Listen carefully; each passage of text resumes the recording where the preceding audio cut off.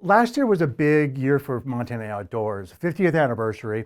50 years for a magazine is a pretty big deal. Yeah, in this day and age, I mean, magazines don't stick around anymore. So I think it just sort of shows the longevity of Montana Outdoors and how popular it is and how big the demand is by people to read about what's going on in fish, wildlife, and outdoor recreation in this state. One thing that's great about the magazine is you guys can go so in depth with some of these issues. Yeah, well, we call it a long format. I mean, it's longer stories, and you just can't get that on a Twitter feed or on an Instagram post.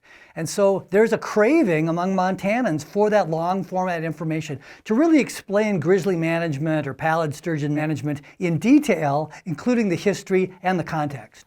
You know, I think about one of your more popular issues of all time was the Top 100, and you're going to revisit that this year. Yeah, exactly. We did the top 100 things to see and do in Montana to fully experience Montana's outdoors. Now we're doing part 2. Another 100 things to see or do in Montana to fully experience Montana's outdoors. Now we're digging deeper and we're really uncovering some hidden gems that people don't really know about, but that our readers and others have been really generous in offering up to us to promote in the magazine. There's something for everybody in the Montana Outdoors. Well, what the magazine does is reflect the agency itself. You know, in Montana Outdoors, we can't just do management stories. I mean, it can get pretty old and pretty dry, even for people who are super interested in the management and conservation. So we have to add in stories of interest. Last year, we did a story on hunting for morel mushrooms. This year, we're doing a story on owls.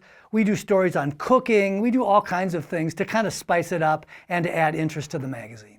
And that's one thing great about the magazine, once again, is the variety and the diversity you can get from a magazine like Montana Outdoors.